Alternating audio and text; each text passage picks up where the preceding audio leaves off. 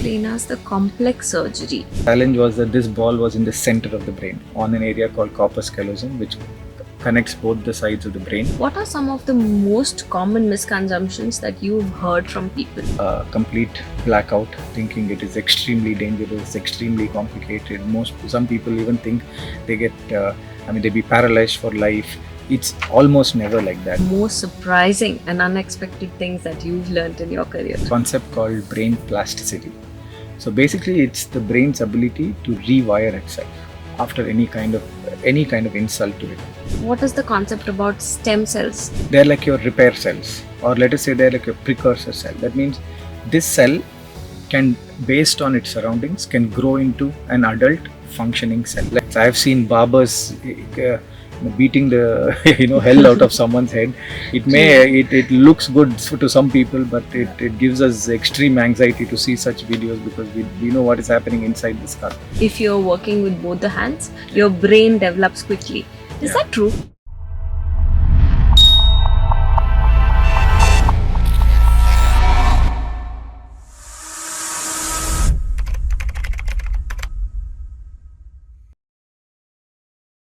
Welcoming you all to today's interesting podcast. Today with us, we have a neurosurgeon who's going to enlighten us on his journey and about how you can take care about your brain health. So let's get started. So first of all, welcoming you to the show. Thank you. Thank you so much for making your time and coming for us. Thank you for inviting me. Yeah. So first of all, could you tell our viewers what about your early days and your journey? How did you decide to become a neurosurgeon? All right. So hi, I'm Deepak. I'm Deepak Suraparaju. So my early days, my schooling was all over the place, including all 4 southern states and also some North Indian states. It's mostly because my father was in the Air Force and then moved to LIC, and that kept transferring. That would also mean that would also give you a reason to know why I speak about 5 languages, and that helped me a lot throughout my course of life, including as a doctor. About neurosurgery, I think my fascination for the brain started very early. In my the farthest I can remember is my first day in my medical school, where that was the first time I entered a class with girls in my class, and I almost wanted to set the highest goal I could think of, and that was neurosurgery. And it felt like something I couldn't attain at that time. I didn't know any neurosurgeon. I don't know what the brain was about, but I just wanted neurosurgery. When I think hard about it now, I feel I just said it to impress the girls. That's how it began. But over time, as I kept reading into it, as I kept reading about the brain, things only started telling me why I chose neurosurgery, and it added to my love for neurosurgery. Especially things like the kind of technology that is used in neurosurgery completely excites me. And even in the kind of topics I read, I was always inclined to reading neurosurgery over the other topics and always skipped everything else. And I used to teach others about the brain, about what I read. And everybody in my class knew that Deepak wanted to do neurosurgery, even when we were in my medical school. So, and once we get into, as I was pursuing my dream, so when I was getting into neurosurgery, it was about interviews. And in these interviews, there's always this question that is asked to us: why do you want to take neurosurgery? And we knew this was a leaked question. So we knew what we had to answer, and we had to prepare for it. So this was my answer. And so the answer goes like, so you can essentially replace every part of the body: the heart, the lung, the liver, the pancreas, the kidneys, but you're still you. But changing a small part of the brain will completely change your entire life. So it's almost like the brain is this place for the soul of the human body, and I want the privilege of treating that. So this is what my answer was. I obviously got the seat, so I don't know if this was the answer, but there were also other questions that I had to answer to get in. So that is when my journey with neurosurgery started. So how did you navigate yourself emotionally and mentally to get into a medical school? So getting into medical school and also getting into neurosurgery is extremely challenging, as you would imagine. It's almost like juggling chainsaws. You will get hurt. You have to continue to perceive, and you have to continue to practice, be patient, sometimes even learn when to stop or before you injure yourself permanently, both emotionally, mentally, everything. But it's not just about my emotional challenges. I will also have to bring up my family and friends into this, because being parents to someone who wants to do neurosurgery and supporting them financially, emotionally for up to into their early 30s is not it's not a simple task. And being the wife of a neurosurgeon who is and also to a daughter like my wife, Dr. Aarti. So she's an anesthetist as well. Her and my two daughters, Meera and Sarayu, they're both young. To be a wife, to have a husband who's a neurosurgeon, or have a father who's a neurosurgeon who has to leave at a moment's notice any day of the day or night, holidays or weekends, not go on as many vacations as they would like, not be away from the phone ever, is not a simple task, and credit goes to them for all of it. And the challenges they face almost equally as much as me. Yeah. So, what is the most memorable moment that you can remind in your journey? Okay, so memorable. There are several. So like in neurosurgery, there's never a dull moment. But if I have to say, in my early journey, there are a few things that may have just passed away as a passing comment, but completely got etched in my heart. Things like when I joined neurosurgery. So I was doing my rounds with my boss alone, and he was an amazing man, Dr. Deepak. So yeah, he in the first few weeks of me joining, he just asked me, "So how do you like neurosurgery?" And I said, "I love it." I said. So as a passing comment, I'm pretty sure he won't remember saying it as well. He said that love for neurosurgery will get you through the difficult times in neurosurgery. That is completely etched in myself, and I feel that's the most truest statement of anything you do. The love for what you do will get you through the difficult times in that situation. So that is what is one of the most memorable things. Apart from that, it's also that the first time I saw a live brain, the first time we operated on someone who did really well, first time I've operated by myself, and almost every day, because neurosurgery, there's no such thing as a common case. It'll never become monotonous. Every day is something totally new. So, I mean, it's every day that is memorable. So, it's often heard that neurosurgery is one of the most challenging and high risk taking specialties. Yeah. Why is that considered? So there are very high stakes in neurosurgery. Even simple decisions that we make while treating the patient, admitting the patient, the kind of drugs we give them, can change the life of the patient and their families forever, which are more sometimes even irreversible sometimes. So these are extreme high stakes in this game. I accept that every piece of this game is alive and cannot be replaced. So that is what becomes the most challenging about this. It's not just that, it also that your ability to feel empathy for the patient, understand their situation, sometimes even in situations where you haven't slept for days and have had extreme fatigue, but continue to do what is best for that patient, is the most challenging part, and it's never ending. It's going to go on. Right. So, coming to, could you please explain us the complex surgery? How any one surgery example, if you could walk us through. All right. So neurosurgery, I would say there's no such thing as a simple procedure. Almost everything is complex because the brain is complex. But if I had to pick out something that was complex, I would I would obviously talk to you about something I have operated. So this was about 3 years ago, and this was a very young mother. She was only 22. She had presented to us with both lower limb paralysis suddenly, and she was having seizures. So we got a scan, and the scan showed that she had an extremely dangerous problem called an arteriovenous malformation. It's like a ball of blood vessels, arteries and veins mixing together like a tumor. That was not the only challenge. The challenge was that this ball was in the center of the brain, on an area called corpus callosum, which connects both the sides of the brain. And this around it is the area that controls both legs and the urine control, voluntary urine control, and everything. So she went with the same bleed few years before coming to us, and she was told that it's inoperable. Most likely you have to live with it. The next bleed you may die, was what was told to her. She came back to us with that bleed. The pressure being much higher, because after the previous bleed she even conceived once and delivered once. Somehow she did well. So we had to take the risk after explaining to the family, arranging lots of blood. So why is this so dangerous? Not just because it's in the middle of the brain. It's also because it's like diffusing a bomb. So like in the movies, like cutting the red wire or the green wire, except there are red wires and green wires intertwined all over the place, and it's dark and you can't see which wire you're cutting. So if you cut the wrong artery or the wrong vein, it'll just explode. So it's like there'll be a pool of blood that you cannot operate in. So the surgery went on for about 10 to 12 hours. And why I said 3 years ago is because only now would be the long term follow up.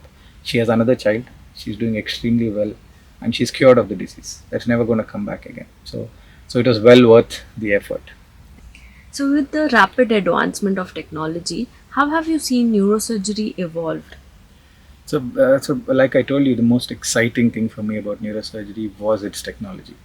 Also because the tech in neurosurgery is extremely quickly being adapted into neurosurgery, because you need all the tools you can get to do safe, precise, and quick surgery. And in terms of technology, it would rival every other department put together for neurosurgery alone. Things like over 150 years ago, patients were dying just because of while opening the skull, the bleeding from the skin alone would let the patients die. Things like invention of the cautery, where neurosurgeons also played a role. Then from then onwards, it came to microscopes, which we use to go operate on deep structures. There is endoscopes. There is something called nowadays the latest thing. There's augmented reality, AI, robotic help during neurosurgery. It's unlimited. There's something new almost every day. Many of them are already being implemented into neurosurgery. Things like exoscopes, which are very new even to our country now. And there is augmented reality to help us navigate during surgery, to say where the tumor has moved after we open the skull. So all those will also be very beneficial. So, the brain is often called as the final frontier for a human person. So, how do you feel that it should be controlled, and the brain has to be active, as we know, and if there's a small problem, it could actually cause a major disease. So, how do you feel about that? So why is the brain final frontier? Because of its complexity. So to give you an idea, the brain has about 100 billion nerves. That is 1,000 crore nerves, and they have about 100 trillion connections. So that is how complex the brain is. And these connections, the variations in these connections, are the reasons why you and me are different, how every single person is different. So just to understand how these connections work together to make to express, to emote, to have a good memory, orientation, move your limbs, what kind of skills you have. It's not something anybody could ever say that I have mastered the brain. It has never happened. It will never happen. It's just endlessly fascinating, and it is never going to stop being that way. So, coming to brain and brain surgeries, what are some of the most common misconceptions that you've heard from people? Okay. So brain surgeries, like most people think, as soon as I tell them that patient needs surgery, they often go into a complete blackout, thinking it is extremely dangerous, extremely complicated. Some people even think they get, they be paralyzed for life. It's almost never like that. The kind of surgeries we do and are purely dependent on the kind of problem you come with. There are even large brain tumors which we operate and discharged in 2 days after surgery with no problems at all. So, assuming that some surgery is always complicated, some surgery is never complicated, is totally wrong. It depends on the kind of problem you've come to us with, and where the problem is, how big the problem is, how close is it to important nerves and arteries. That is what decides on final outcome. Could you please tell us some of the most surprising and unexpected things that you've learned in your career? Yeah. So, if I have to, say the one thing that absolutely excited me, which I didn't know about, didn't read about much, was a concept called brain plasticity. So basically, it's the brain's ability to rewire itself after any kind of insult to it. So to make you understand what this is, so you must have heard that the right brain controls the left side of the body, and the left brain controls the right side. And the nerves are extremely delicate. Once they're injured, they're injured forever. So there is a condition. There was a child who came to us. She was just 3 years old, had seizures every day, fits that could not be controlled with about 15 medications she was taking. She was very young and she was getting side effects of those medicines. So the decision was, so we investigated her and we found out that her left brain was acting abnormal and was even destroying her right brain because the seizures were spreading from there. So the decision was made to disconnect that brain completely from the rest of the brain and the rest of the body. So this is called hemispherotomy, which is not routinely done, but it is done for these kind of diseases. So the left brain surgery went very well. This was when I was training. So the entire left brain was disconnected from the right brain. So what would you imagine? She would become paralyzed on the right side, and would because left brain controls speech and understanding. All that would go forever. It did go, but we meet her after 6 months or 1 year. She's walking and talking and doing everything. The brain is not connected back. It's doing that because of this concept of plasticity. So the right brain now has taken over the function of both the sides of the body, speech, understanding, and everything together. So that ability is usually very good in young people. And as you age, plasticity reduces. That's why you may see elderly people with strokes who don't recover for a long time, but young people always do well. That's a concept that I did not know the magnitude of how good it is till I saw this patient. Yeah. Now, talking about the elderly people, there's one common thing that we notice. They can't remember things, or they take longer to recognize you. Why does that happen?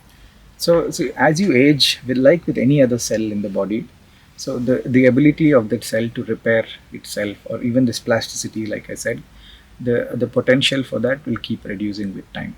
So the ability to clear all the metabolites or toxins that we talk about reduces with time. So the brain, the entire body, you see, shrinks as you age. Everything shrinks down. Your bones become weaker. So the same thing happens to the brain. The brain itself shrinks with time.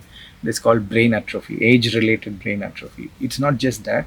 They can also have other diseases as you grow up. This causes small strokes in the brain. All this will cumulatively keep adding up because the repair is not able to keep up or compensate for the damage. So that is when you see things slowing down with time. And talking about stem cells, what is the concept about stem cells in simple language for our viewers? Okay, stem cells are like they're like your repair cells, or let us say they're like your precursor cell. That means this cell can, based on its surroundings, can grow into an adult functioning cell. Like a stem cell kept in the skin can become a skin cell. In the brain can become a brain cell. In the heart can become a heart cell. So it's like a blank cell that can, based on how you program it, it can go into any one of these types. Stem cells, every human is born with stem cells. Every single part of your body, even as an adult, has stem cells, but the quantity and their potential to become a good adult cell reduces with time. There is very good evidence for stem cells being used in treatment, but most of it is with blood cancers and all this, like leukemias and lymphomas, where it has shown extremely good promise. So the idea is that the person is not able to produce new cells, so you give them stem cells to produce new cells. That's the simplest way to know stem cells. But why is it so expensive to store? And where are the storage facilities available in India? Okay, so see, why should you store it first of all? So stem cells are like your own Swiss Army knife. Imagine. That means you can do anything with it, but the problem with it is it's your own. You cannot use somebody else's Swiss Army knife. It's yours own, and it will only work in your hands. Very rarely will you be able to match or get another Swiss Army knife from someone else that will work with you. So, and these stem cells, as you grow older, become lesser, become more difficult to extract. So they are always taken when you're born from the placenta. That's when the stem cells are maximum. So when you're born and you take the stem cell, so what do you do with it? So when you still don't have a disease, you still don't know what's going to happen to you. So this storing of stem cell concept came up as an insurance for some diseases you may potentially get in the future. For those diseases, potentially cure from stem cells may happen in the future. That is a promise from a stem cell. But the scope of, in terms of where you want to store it, there are a lot of companies that are doing it in India as well. They are private companies that come take from anywhere in the country, and they have storage facilities in Mumbai, in Narayana, where I studied as well. They had, if you say the best in the world, I think are in the US, Mayo Clinic. They are doing the most with stem cell research. But in terms of neurological disorders, there is no real hard evidence to say it definitely helps as of now, but there are a lot of studies on spinal cord injuries because there's nothing in a complete spinal cord injury, there's no treatment available at all to make them better again. So stem cell is like one hope that people are trying, but there's no real evidence to say you can definitely use it at the moment. Um, why is sleep important for a brain? So sleep, contrary to popular belief, is one of the most active times of the brain. So during that time, the brain activity is maximum. Why should it be maximum? Is that is literally when it is decluttering. So it is removing all unnecessary memories for the day, packing them, putting into long-term storage, clearing all the metabolites, that day's toxins that are building up, and reorganizing everything during that time. So that's the most important time for the brain. So to know how important sleep is, try not sleeping for 2 days and see what happens to you. So that's how important sleep is. The brain needs that rest to reorganize and be ready for the next day. And what about power naps? Actually, Japan practices that a lot. True. Yeah, and slowly it's coming to India too. Yes. So how does that help? So it's like going on a mini vacation, I would say. It doesn't really tremendously change everything, but clinical evidence has shown efficacy improves very well with power naps. I would vouch for it, not just because I've read about it, because it helps me a lot.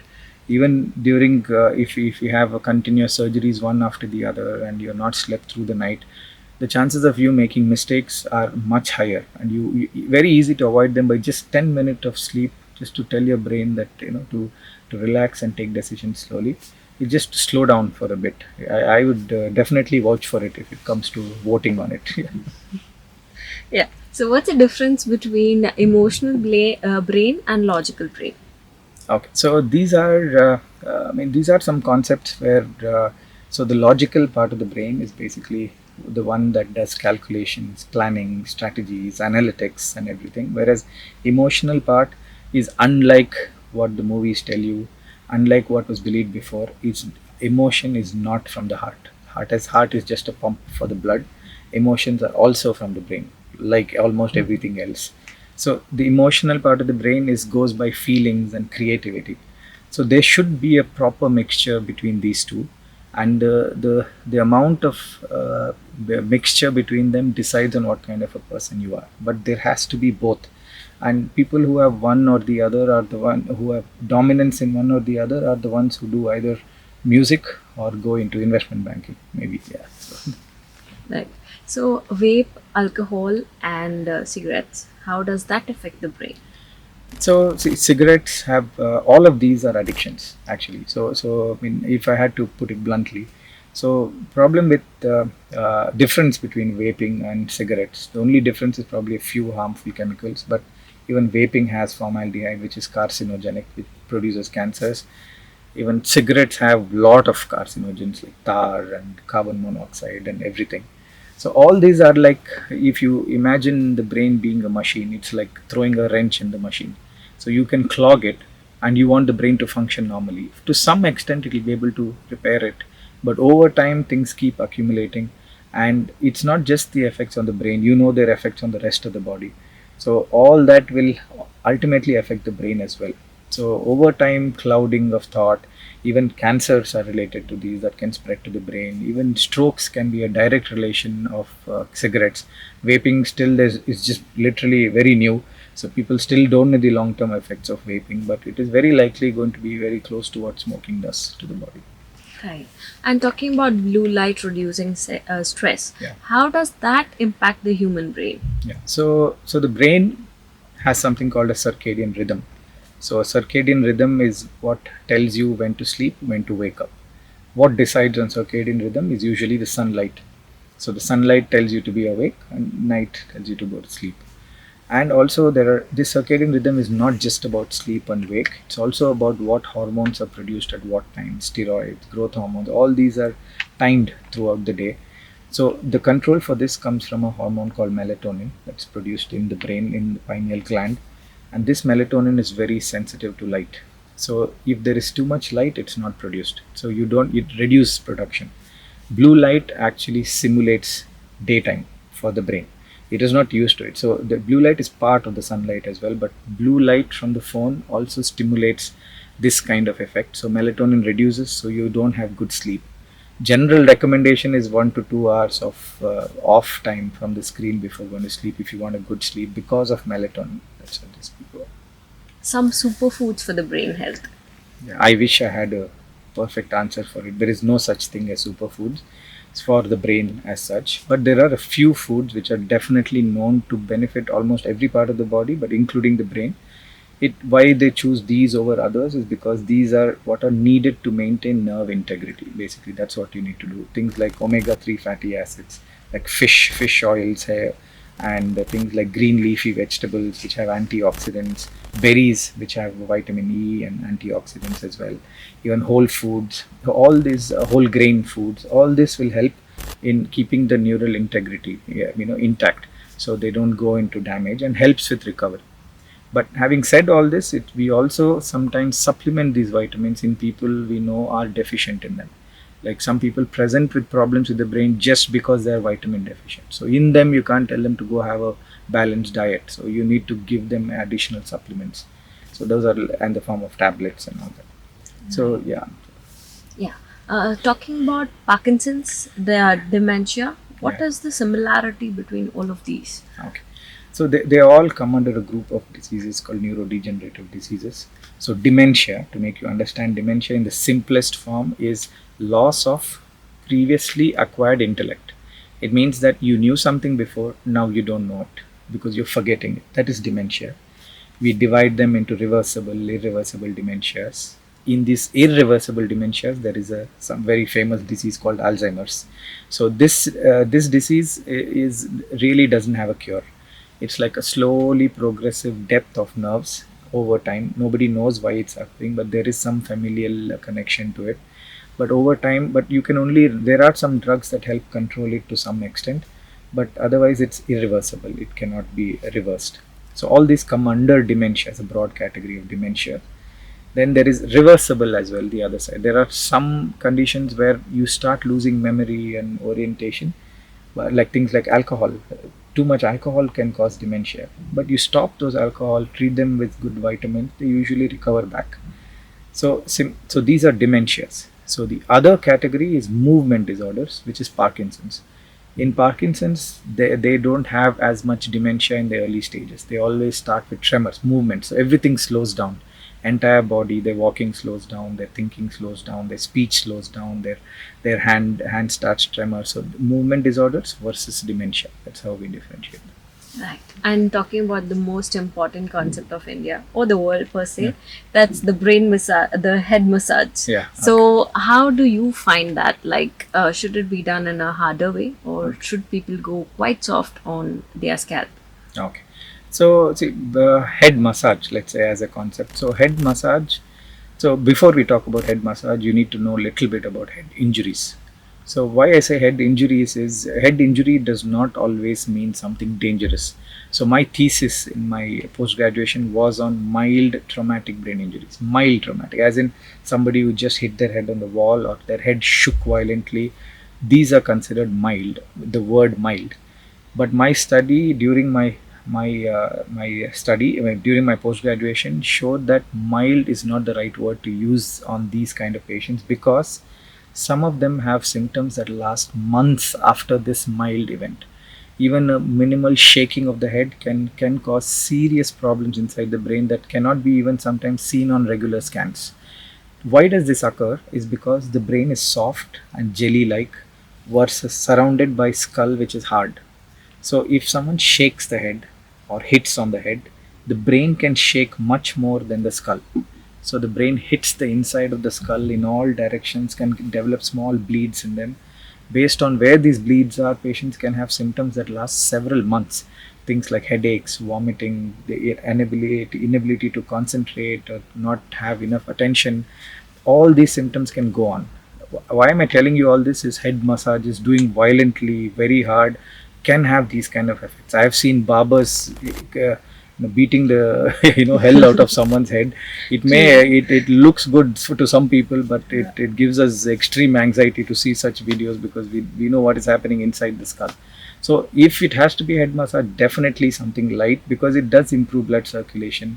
Because as you compress, it will improve. You will have some kind of stress relief. Definitely helps. Something light, definitely. Yeah. So, what's the difference between a headache and a migraine? So migraine is a kind of headache. So headaches have multiple categories. So if you have to broadly say, there are about 14 or 15 categories of headaches, of which primary, secondaries are different kinds. Migraine is a type of headache. So there are other types like tension headaches. There is even cluster headaches, or there are headaches due to other causes inside the head. All these are different kinds. Migraine is just one type of headache. So, what are the different types of tumors in the brain? Okay. So if I have to, so the question you asked me is about over a 1,000 page section in my book that we read for neurosurgery. If I have to keep it completely concise, a tumor can arise from any layer of every single cell that is there in the brain and around the brain, including from the skin on the scalp, the skull, the coverings of the brain itself, or the ventricles which have cerebrospinal fluid. All this can produce tumors. But broadly speaking, WHO classification, we have 1, 2, 3, and 4. 3 and 4 are usually cancerous. They will need all radiation and chemotherapy. 1 and 2 are benign. Benign would mean that something, if at all it comes, usually sometimes if they're very small, we just leave them alone. If they're causing trouble because they're surrounded by important structures, we operate them. And if we operate and take them out, patients do normal after that. They don't have to be worried about it coming back again. But there are hundreds of types of tumors in the brain. Right. And what are the different types of headache? So headaches, like I said, these are there's migraine, there's cluster headache, there's tension headaches. But if you have to, most commonly what people talk about are migraines. So the easiest way to differentiate migraine from other headaches is the type of pain you get. Usually severe, it is throbbing, most often on one side of the head, often has nausea and vomiting associated with it. Sometimes lasts a few hours, can go on for 3 to 4 days as well. So this is the most common kind of headaches that you get.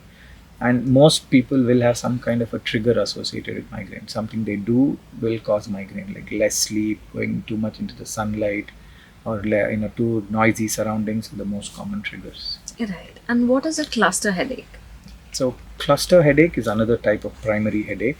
So this, how do you differentiate this from migraine? Is cluster headaches is always one side, always around the eye, usually around the eye.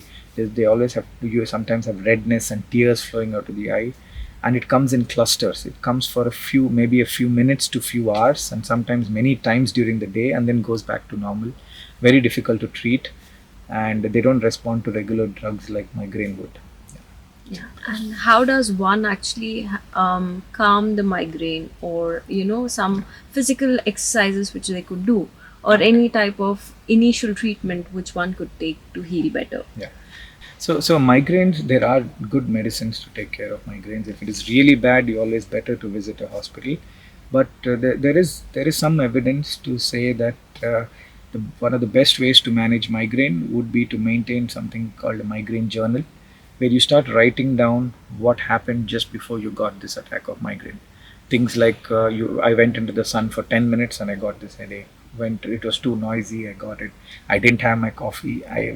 That's when I got it. So over a month or so, you will have a bunch of triggers that you have identified for yourself. Why that's important is triggers are not the same for everybody. Different triggers, but most common of them is sunlight and sound and less sleep. So all this. So if you can, over time, you will know. Like if you're getting your headache, if you don't sleep for 4 hours, imagine, and you sleep for 5 hours, you may never get a migraine attack again. So that's how you manage migraine. So those are the best ways to manage. Also, meditation, breathing exercises have helped a lot of people very much, because there is no cure for it. So trying everything new is in the list of things you can do. Yeah. Right. And coming to the brain examination, how often should one get that done? Okay. So there is no real recommendation to get a brain examination. So brain is very straightforward. If you have some problems with the head, it will show you, it will tell you to go to a doctor. That is when you go. Things like, anybody who's had a migraine should not assume that the migraine is the cause for every single headache. So if the character of the headache changes dramatically, if there is a new, like earlier it used to come in the mornings, last for a few hours, now it's lasting the whole day. Or earlier you only had nausea, now you're starting to vomit multiple times, you become unconscious, weakness of the hands, any such thing, you to immediately be addressed. So things like any new symptoms like weakness on one side, facial asymmetry, the face being deviated to one side, speech getting slurred, all this is the brain telling you to go meet the doctor. You don't need to examine when you feel normal about your brain. Yeah. And some tips for good health for the youngsters, because youngsters these days are having stress and Yeah. all types of things taken very easily on them. Yeah. So some tips to control that. So just like what we discussed with food, it's balanced diet, exercise, and communicative the skills that will help them improve communication, talking with others, and these are the simplest and the easiest way to, not just for the brain, they help the entire overall development, including meditation. They're all shown to improve brain, reduce stress, and improve the brain health. What about hypertension? How does that affect the brain? So hypertension, diabetes, these are all extremely prevalent in our Indian society now. So generally speaking, every person with hypertension, every person with diabetes is going to develop strokes, heart attacks, or something during their course of their life. But you can only control it and postpone these problems to as long as you possibly can. Why do they develop these strokes? The most common problem that happens with them is that over time the arteries that carry the blood get damaged because of high pressure inside them or because of high sugars inside them, and they shut down for multiple reasons. So when they shut down, where they shut down, that area will have problems. If they shut down on the small nerves that supply the foot, they lose sensation in the foot, that nerve dies. If they shut down on the heart, it is heart attacks. If they shut down in the brain, it is strokes. So basically, and if they shut down in the eye, they go blind. So that's also why we ask them to keep checking all these things regularly, keeping hyper BP, sugars under control. So this is why hypertension injures these arteries. So you control it and postpone these problems. That's what you can do. So how does immunity system actually help with the brain health? Do they have any connection? Yeah. So immunity to the common public is different from what we look at immunity as. Immunity has multiple components to it, things that are needed for normal being to prevent infections, to fight against infections is also immunity. But there are also some diseases that are as an effect of hyperactive immunities, like autoimmune disorders, which destroy their own body cells. They don't know when to stop. These antibodies are actually produced for something else, but they start destroying the human body itself. So in the brain, there are a lot of immunity related issues that can cause, like multiple sclerosis. They can have, they can have demyelination disorders, which can also destroy the brain. Right. And what are most common factors to get brain stroke? So all diabetes, hypertension, smoking, they are among the most common causes of stroke. But recently, we've also seen people who've had COVID infections, people who are on contraceptive pills. All these can cause strokes because they promote clot formation in the body, or arteries get injured because of these diseases. So they can get blocked and produce strokes. Right. And there's a saying that if you're working with both the hands, your brain develops quickly. Is that true?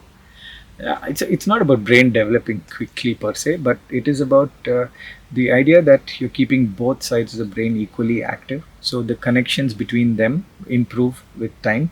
So there are some studies to suggest that you can even fight dementia by learning new languages, because that uses large part of your brain, and also learning to use your other non-dominant hand as well to do tasks that you don't usually. Coming to music and dance, how does that affect the brain health? So doing anything pleasurable. So music, you can't force someone who doesn't like to dance to dance. That won't be pleasurable experience. So anything pleasurable to a person like music, dance, exercise, all these are known to produce endorphins. So endorphins are like the body's painkillers, which are produced to any kind of physical activity, stressful events, and also something, it's like a reward that the brain gives itself for being in a good situation. And all of these will help reduce stress over time and also help you keep fit. So that's how. It's said that only 10% of the brain is used. So how does neuroscience actually address that? Yeah. So that's a total myth. So it actually, this was asked of me before as well. There are some movies as well made on this, which is based on an old novel from the early 1900s by a non-doctor who just assumed this to be true. And it is not true. And how do I know it's not true? Is because of the current technology we have. There's something called a functional MRI. A functional MRI can look at which part of the brain is active while the patient is undergoing scan, when you can talk to him, make them move. Even at rest, the entire brain is working. There is no such thing as 10%. But I mean, it is. But it is. They use it to say to make you work harder, I guess. So, I hope you all enjoyed yeah. today's podcast.